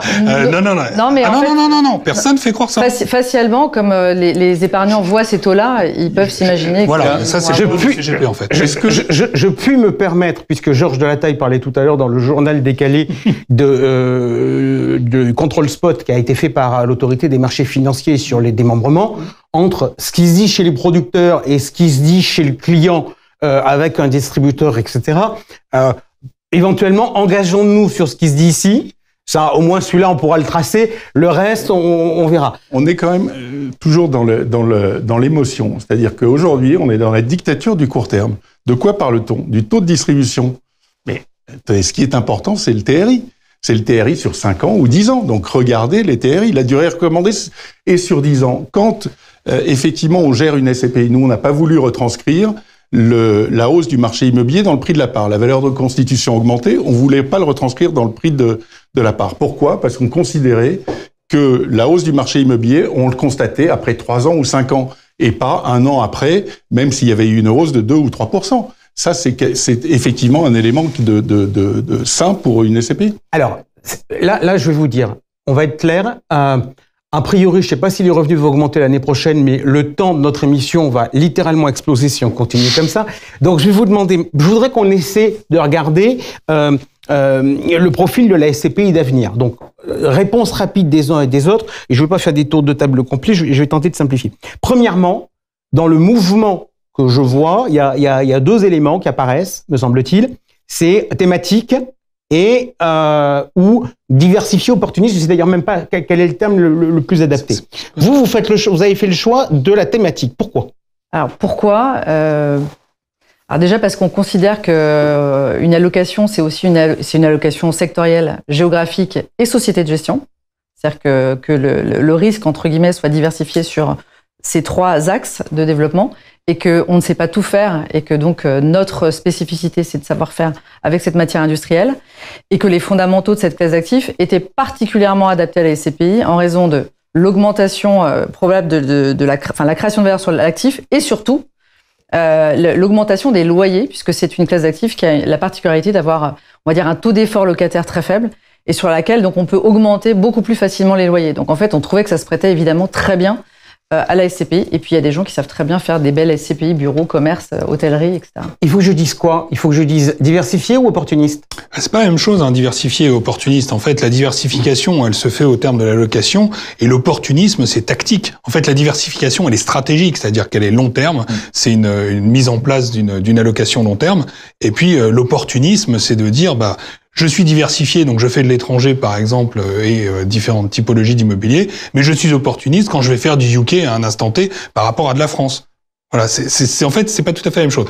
Donc, après, sur le sujet diversifié ou thématique, nous, on a fait le choix, effectivement, d'être diversifié au sein de notre allocation parce qu'on a toujours un petit peu peur, lorsqu'on est thématique, d'être enfermé à un instant T sur la collecte. On ne contrôle pas la collecte, en fait.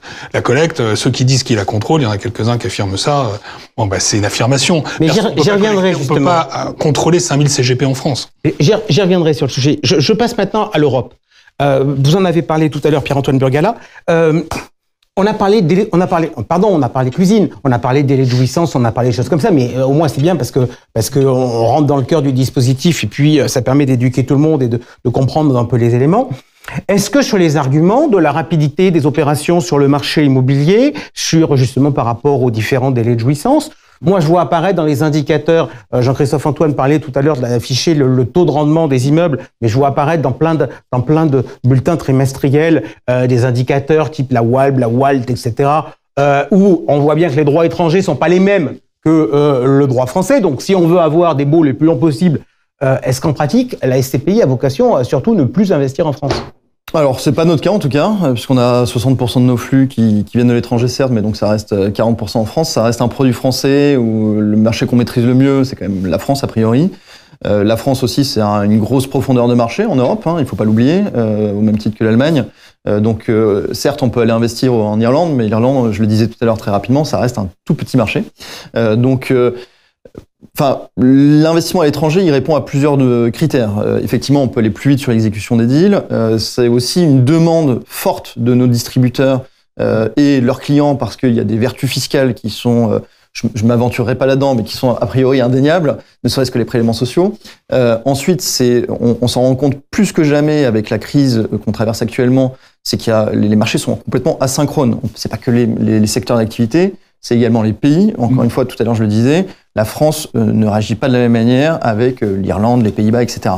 Donc, oui, il y a des règles qui font qu'aujourd'hui, le calcul de taux de distribution est brut de cette fiscalité, mais c'est clairement pas la seule raison à l'investissement à l'étranger. Il faut surtout y voir une volonté de diversification, une volonté d'aller chercher de la profondeur de marché et une volonté, en plus, cerise sur le gâteau, de vertu fiscale. C'était votre approche quand vous avez, puisque dans vos 3 SCPI, il y en a une qui est récente et qui est spécialisée sur l'Europe? Oui, alors c'était uniquement pour un sujet fiscal vis-à-vis de nos associés. C'est-à-dire, en France, une déclaration fiscale. S'ils veulent investir en Europe, ils auront effectivement Épargne Pierre Europe, avec les déclarations fiscales qui vont avec. Et on a effectivement une clientèle de 50 000 associés sur Épargne Pierre Europe. Sont pas très enclins à remplir des déclarations de revenus étrangers. Nous, par contre, on a fait un choix 100% Europe hors France, volontairement, c'est-à-dire pour des questions purement fiscales. Et en fait, on considère que dans un produit de distribution, on peut investir sur l'Europe dans d'autres types de véhicules qui n'ont pas cette fiscalité confiscatoire, mais pour nous, c'était vraiment un parti pris. Est-ce que ça a du sens de mettre ces SCPI européennes à vocation fiscale dans des contrats d'assurance vie, sachant que le crédit d'impôt n'est pas récupéré par le client? Moins qu'une SCPI française, clairement. Mais je suis pas forcément favorable à l'intégration de SCPI dans les contrats d'assurance vie. Ok, maintenant on va rentrer dans un autre match sur la SCPI du futur. Si la régie peut nous faire un plan large, vous allez voir super comment j'ai fait mon plateau. Il y en a 2 qui sont à côté de moi qui prennent les commissions de souscription. Il y en a 2 qui sont à 0 de frais d'entrée. Ça ne veut pas dire qu'il n'y a pas de frais, mais ça veut dire qu'il n'y a pas de commission de souscription. Est-ce qu'il y a un match là-dessus? Est-ce que, allez, David, puisque vous me regardez, j'étais censé regarder qui en fait. Est-ce que ça pose problème aux distributeurs aujourd'hui, puisque dans les matchs qui existent, moi j'ai entendu tous les matchs qui existaient, compte à terme, produits structurés, etc. Il y a aussi un match, on va être clair, qui existe entre distributeurs, c'est REM sur encours ou bien REM on upfront. Alors déjà il y a plusieurs sous-sujets dans cette remarque. Je crois qu'il faut pas opposer les produits. Premier point. C'est pas des produits qu'il faut opposer. Le fait que c'est juste des structurations de frais qui sont offertes aux clients qui sont différentes. Il y a des clients qui ne supportent pas les frais, les commissions de souscription, et eux, ils aiment bien aller dans les SCPI sans commission de souscription. De la même manière, on a créé des produits fiscaux pour les clients qui marchent pas d'ailleurs, les 3/4 du temps, presque. Ça, c'est un autre sujet. Je parlerai pas des Malraux, mais en tout cas, on a créé des produits sur lesquels les clients vont parce qu'ils veulent pas payer d'impôts. Là, c'est un peu pareil. Il y a des clients qui ne veulent pas payer de commission de souscription et qui y vont, donc qui sont effectivement allergiques. Ensuite, il y a quand même un sujet. Pourquoi maintenant ça fonctionne? Puisqu'il y a une partie de la collecte qui est trustée par cette typologie de véhicules. Ça fonctionne parce qu'il y a un environnement qui a favorisé aussi l'apparition de ce type de véhicules. Déjà, les CGP vendent des OPC depuis des années sur cette forme de rémunération, ils n'en sont pas morts. Donc ça prouve qu'ils peuvent vendre de l'immobilier sous cette forme de rémunération sans en mourir. Donc, c'est le premier point. Le second point, il vous aura pas échappé qu'il y a un pari qui est pris dans le marché sur l'évolution du monde du conseiller de gestion de patrimoine. Il y a une concentration des conseillers en gestion de patrimoine qui est poussée par des fonds d'investissement qui pensent que le conseil en gestion de patrimoine au sein des réseaux bancaires va totalement disparaître. Ces fonds d'investissement, ils attendent un retour sur investissement. Le retour sur investissement, il se fait comment? Comment on valorise une société? Il se fait par des revenus récurrents. Et pour avoir des revenus récurrents, il faut avoir des produits qui sont capables de verser des revenus récurrents. Donc ces produits qui sont capables de verser des revenus récurrents sont des produits sans commission de souscription. Ça répond à une certaine demande. Ça répond pas à toutes les demandes. Je suis très précis là-dessus. C'est important. Il ne faut pas opposer les produits. Ça répond pas à toutes les demandes, mais ça répond à une certaine demande. Gaël, là, je ne cherche pas à opposer les produits, je cherche à avoir des avis complémentaires. J'aime bien la manière d'expliquer de David, parce qu'on parle... Enfin, alors déjà, avec ou sans frais d'entrée, il n'y a aucune différence. Si quelqu'un sait servir d'un tableau Excel, il verra que dans la poche de l'investisseur, c'est la même chose. Hein. Donc, la seule chose... Dans le temps. Sur une durée... Alors, effectivement, mais c'est un problème. Et c'est d'ailleurs celui-là que je vais soulever. C'est que si un client rentre dans une SCPI avec une durée de détention de 3 ans, c'est imbattable. Il faut qu'il aille sur une SCPI sans frais d'entrée. S'il reste dans la durée de détention d'une SCPI, il n'y a aucune différence. Donc ça, c'est le premier sujet, c'est hyper important. Donc la vraie raison, c'est comment on va payer la personne qui va commercialiser cette SCPI. Et ça, c'est à mon sens un autre sujet. En revanche, il y a un sujet qui est soulevé, qui a été soulevé tout à l'heure, c'est que la SCPI n'est pas liquide. Donc quand on enlève ce frais d'entrée dans la SCPI, le risque quand même... vous avez mis en place des mécanismes qui sont très bien pour justement y pallier au moins sur la première durée de détention, on va dire. Alors, Pierre-Antoine répond sur ce sujet. Donc, l'argument, je le dis dans des mots... c'est de dire, quand il y a zéro droit d'entrée, les clients sortent plus facilement, donc ça peut poser un risque de liquidité. On a une SC sans frais d'entrée, donc oui, mais tu l'as dit toi-même, une SC, c'est un produit plus liquide. Parce qu'on a créé cette liquidité. Je reste sur la SCPI pour l'instant. Parce que là-dessus, c'est assez drôle, parce que l'AMF avait pris des positions en disant, les droits de sortie, est-ce qu'on a droit, est-ce qu'on n'a pas le droit? Là, visiblement, c'est en train de bouger. Donc, votre réponse? Il y a quand même, il y a plusieurs réponses, et je pense que David avait commencé à argumenter, mais il avait d'autres choses à dire, et notamment sur l'absence de frais de souscription. Ça a quand même une autre vertu qui est un peu moins palpable, c'est que ça permet de mettre plus d'argent au travail. Ça, on peut le montrer d'un point de vue mathématique. On peut nous dire tout ce qu'on veut, c'est des maths, donc c'est assez simple de le prouver.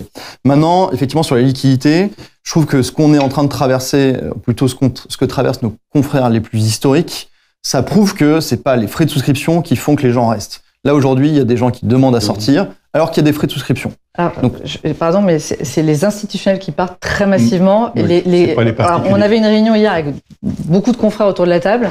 Il y a très peu d'associés qui partent. C'est surtout les... Mais enfin, il y a quand même des frais de souscription, donc institutionnels ou pas. Ils étaient là depuis 10, 15 ans. Et par les ans, CGP, je crois quand même qu'il y a quand même... Je me permets juste de préciser une information qui est non négligeable, qui est qu'effectivement, certains institutionnels sont sur des produits avec frais d'entrée, sans avoir payé tous les frais d'entrée, ce qui fait que potentiellement, il y a des situations, entre investisseurs qui, en termes d'égalité de traitement des porteurs, pourraient parfois interpeller le régulateur. Alors, moi, je vais me situer à un autre niveau. Effectivement, il y a ces deux SCPI sans frais avec frais. C'est la solvabilité de la société de gestion qui m'intéresse, moi. Le coût d'acquisition client est très important. Donc, le sans frais de souscription s'adresse à une clientèle directe. Le coût d'acquisition de ce client direct, elle est très élevée. On le voit, il n'y a aujourd'hui qu'une société de gestion qui fait de la pub sur les radios, sur les télés, dans les aéroports, dans les gares. Et le volume et le montant investi doit être très, très important. Et David le soulignait, on a une concentration des distributeurs. Donc, quand vous avez une part intermédiaire de la collecte sur ces SCPI sans frais de souscription, ils sont rémunérés sur l'encours, qui va entraîner une rétrocession qui va gréver les frais de gestion de manière très importante. Si la collecte s'arrête, puisque vous êtes largement ou rémunéré sur aussi des frais d'acquisition, si la collecte s'arrête, vous avez plus ces frais d'acquisition, effectivement, la rentabilité financière de la société de gestion va diminuer. Donc, c'est aussi quels sont les objectifs de ces sociétés de gestion. Il faut atteindre un seuil minimal très important assez rapidement.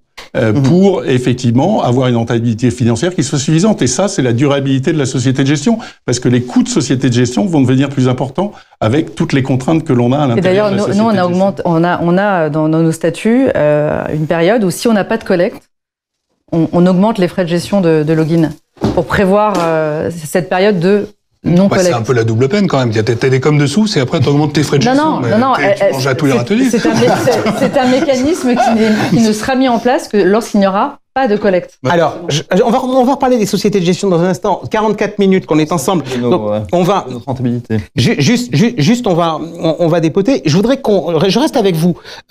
Parce que c'est un sujet, vous nous avez dit tout à l'heure, mais la rentabilité des immeubles, elle est inférieure à ce qui est distribué. Je pose une question aujourd'hui, puisque ça fait quand même quelques années que ça se pratique. Est-ce qu'il faut distribuer les plus-values? Est-ce qu'il faut que le produit ne distribue que du revenu foncier? quelles sont les, entre guillemets, les bonnes pratiques, quelles sont les informations qu'il faut donner aux porteurs, parce qu'on voit bien qu'une partie de la formidable prime de risque qui a été affichée par la SCPI au cours des dernières années était potentiellement quelque chose qui n'avait strictement rien à voir avec le revenu foncier. On revient à mon premier propos. La permanence du revenu est essentielle. Donc, si vous voulez juger une SCPI, regardez sur l'historique de la distribution, sur leurs résultats courants. Et ensuite, il y a une gestion active immobilière, bien entendu.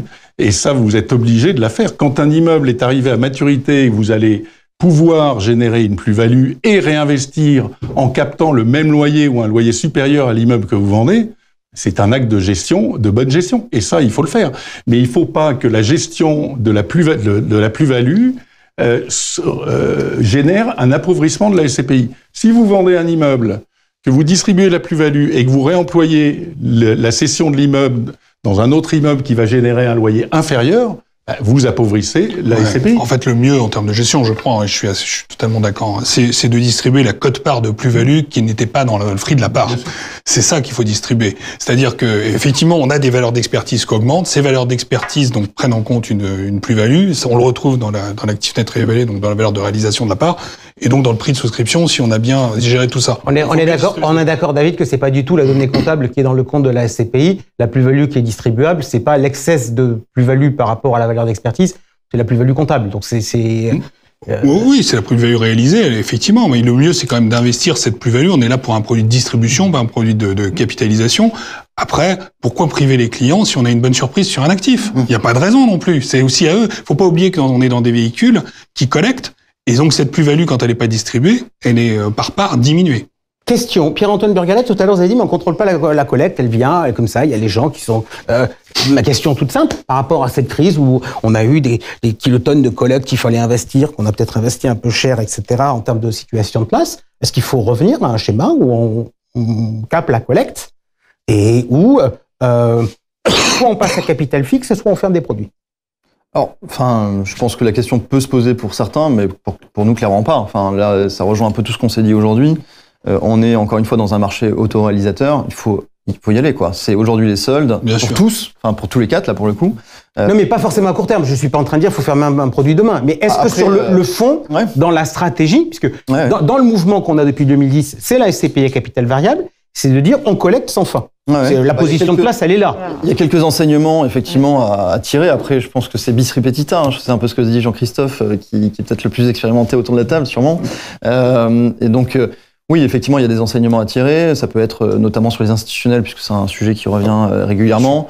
Mais globalement, pourquoi pas d'ailleurs se dire collégialement qu'il y a des véhicules qui peuvent être soft-closés, quitte à en ouvrir un autre qui est une copie conforme, mais qui part sur des bases plus saines. Enfin voilà, c'est une des pistes de réflexion.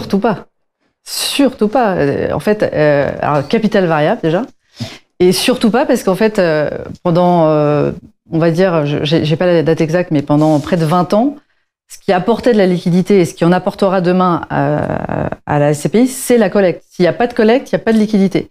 Or là, on vit une année difficile sur les SCPI, mais ça va revenir à la normale. C'est pas non plus dingue, même si le nombre de parts en attente est important en volume, et c'est pas fou, mais c'est la collecte qui va permettre de redonner de la liquidité. Donc en fait, il faut jamais fermer.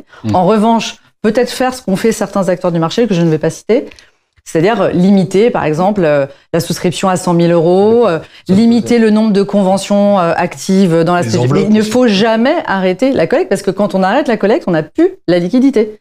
Or, c'est ça qui permet d'avoir ce côté vertueux en temps normal. Je suis d'accord avec Gaëlle. Pour vous rappeler un peu l'histoire, il n'y a rien de pire que de fermer une SCPI à un réseau commercial. Qu'est-ce qui se passait dans les années 90, 80, 90 ? Il n'y avait pas de capital variable. Donc, les sociétés de gestion avaient plusieurs SCPI à capital fixe et on faisait des augmentations de capital l'une après l'autre. C'est-à-dire que, en général, les SCPI s'appelaient Française 1, Française 2, Périal 2, Périal 1, si vous voulez. Et effectivement, il y avait de l'augmentation de capital successive.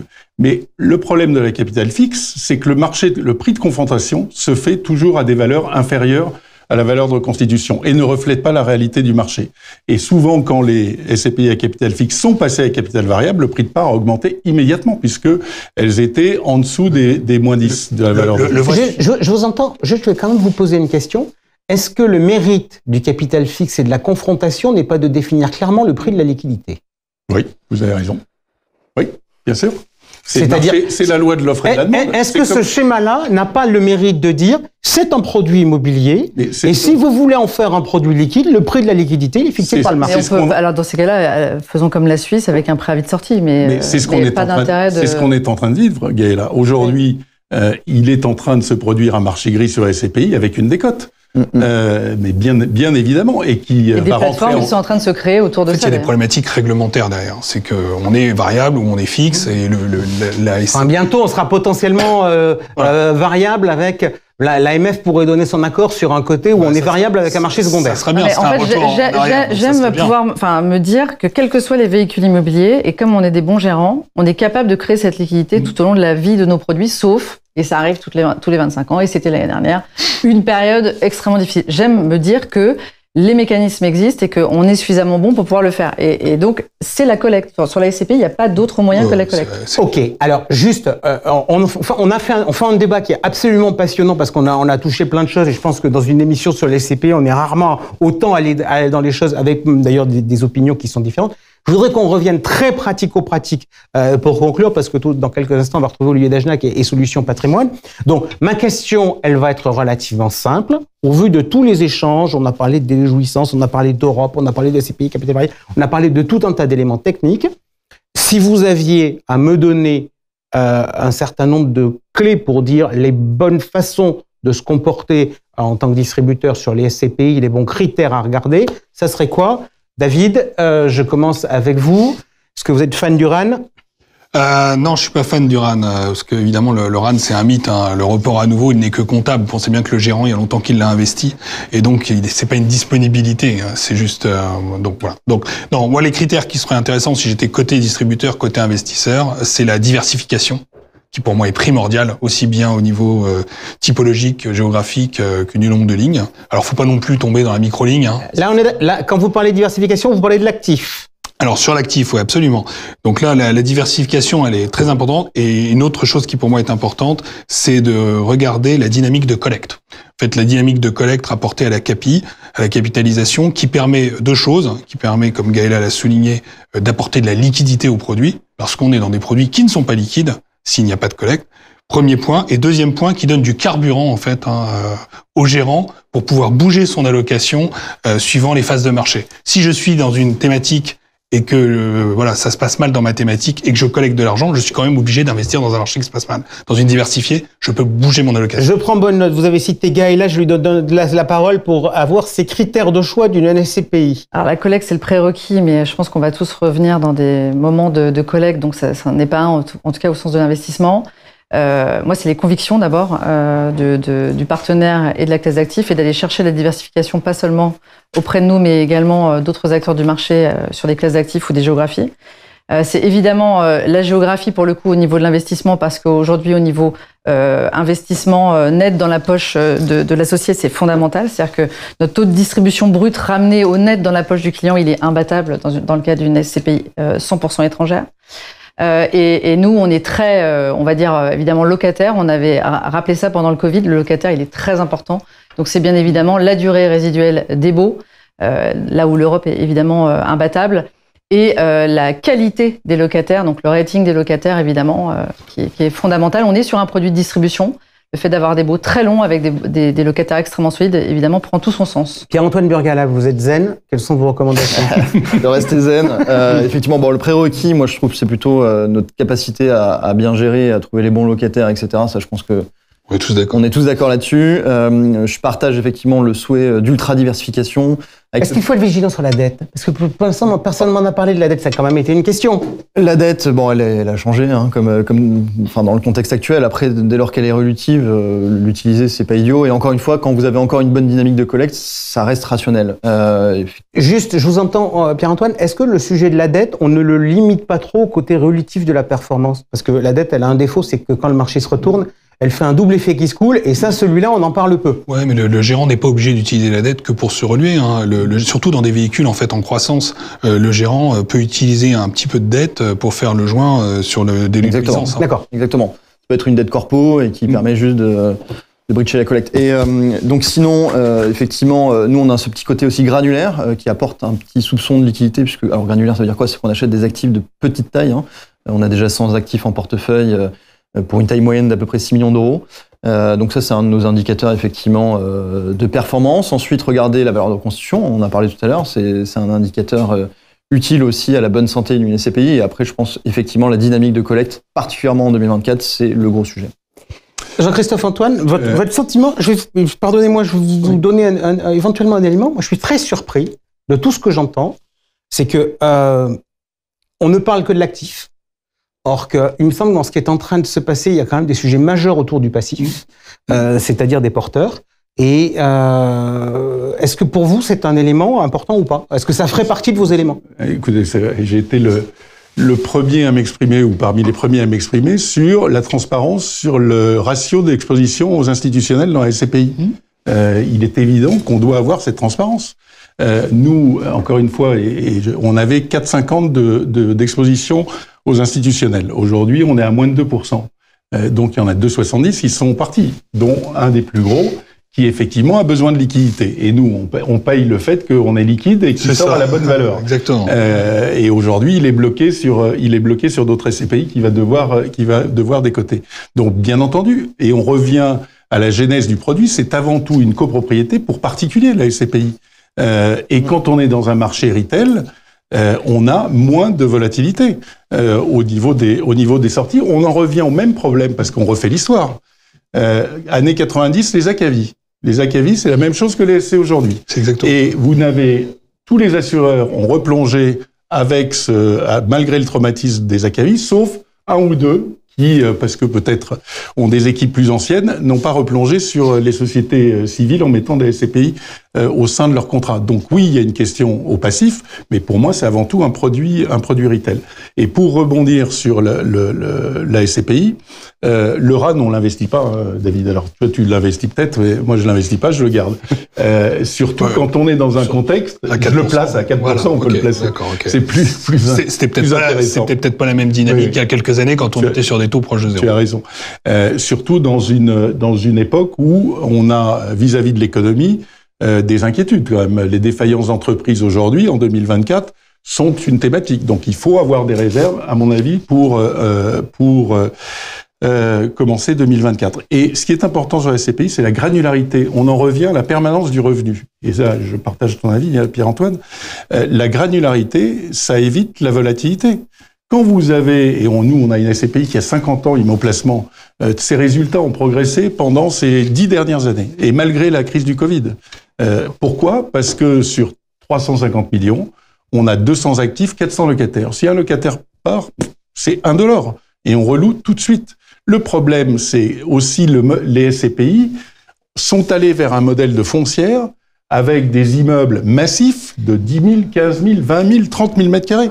Quand le locataire part, et ça arrive pour certaines d'entre elles, effectivement, c'est une baisse du revenu de 4 ou 5%. Donc, regardez bien aussi le ratio d'exposition des plus gros locataires dans la SCPI.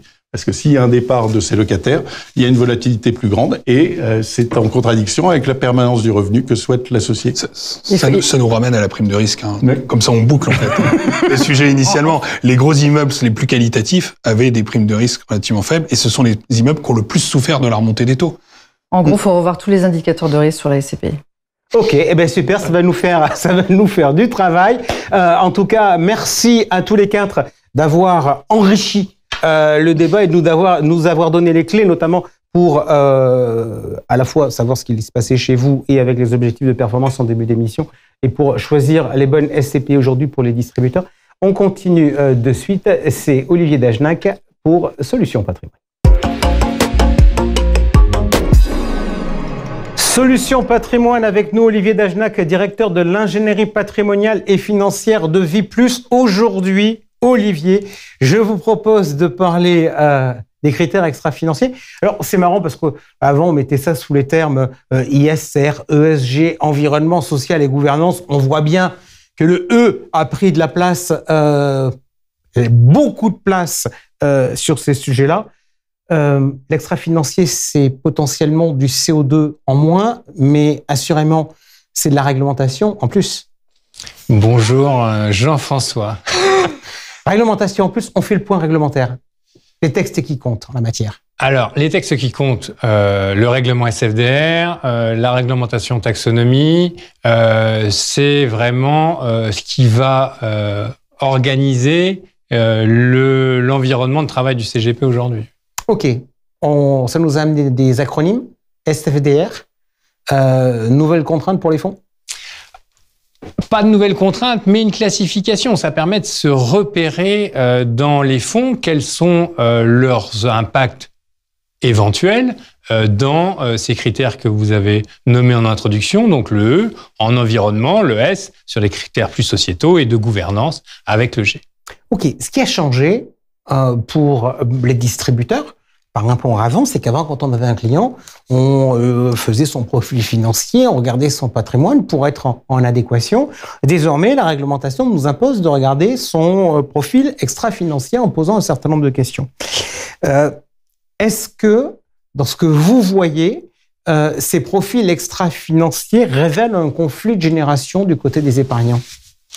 Aujourd'hui, clairement, Jean-François, les jeunes générations, les jeunes actifs sont bien sûr intéressés par la rentabilité de leur investissement financier, mais posent nécessairement des questions sur le fléchage de ces capitaux. Est-ce que ça va avoir un impact? S'il y a un impact, lequel est-ce? À quel degré?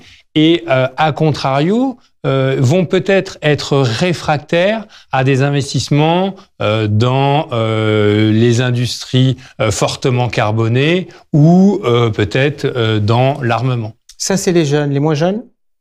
Les moins jeunes ont peut-être un peu plus de mal avec ces critères de durabilité. Les moins jeunes, ce qu'ils veulent, c'est de la rentabilité. Bien sûr, le conseiller en gestion de patrimoine doit réaliser ce profil extra-financier de l'investisseur un peu moins jeune et en tirer les conclusions sur l'univers d'investissement. Question, est-ce que finalement ce conflit de génération, on le retrouve aussi au niveau des CGP? Parce que j'ai le sentiment, quand j'en écoute certains, que certains sont largement embarqués dans cette voie-là, d'autres un peu moins. Tous les CGP se sont mis en ordre de marche depuis 2023 avec ce profil extra-financier. C'est une obligation réglementaire, donc c'est appliqué par la profession. En revanche, c'est vrai que suivant l'appétence du CGP, on va être dirigé plus vers des investissements durables et peut-être d'autres vont plus être sur la rentabilité de l'investissement. Olivier, vous avez aux alentours de 50 ans. Vous vous sentez jeune ou vous vous sentez moins jeune? Alors moi, je me sens vraiment jeune. Je cherche l'impact de mon investissement et le critère est important à mes yeux. Ok. Est-ce que de toute manière, à terme, on aura vraiment le choix? Est-ce que finalement, il n'y a pas une grande tendance de flécher les capitaux vers ce type d'investissement? Alors, vous avez tout à fait raison, d'autant plus que, je le rappelle, mais ce fléchage des investissements va dans le sens de la politique européenne, c'est-à-dire une neutralité carbone à l'horizon 2050 et respect des accords de Paris. Et donc, c'est le sens de l'histoire. Ok, on a parlé de SFDR, c'est la classification donc entre article 6, où on ne fait rien, les 8 et les 9, c'est ce qu'il y a de mieux.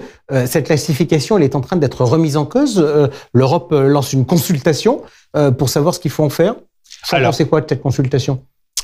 Pas remis en cause, mais peut-être toiletté, parce que il est apparu que c'était les sociétés de gestion qui étaient en charge de la classification de leurs propres produits, suivant une grille qui était fournie par le législateur, et suivant certaines enquêtes, des fonds article 9 étaient plutôt article 8, et des fonds article 8 avaient très peu d'impact en matière d'investissement. Donc tout ça va être rectifié, clarifié, pour que, in fine, l'épargnant sache exactement si son investissement a un impact ou pas. Ok, donc il faut reconnaître, aujourd'hui, on apprend quand même en marchant. Exactement. Ok, je voudrais vous entendre.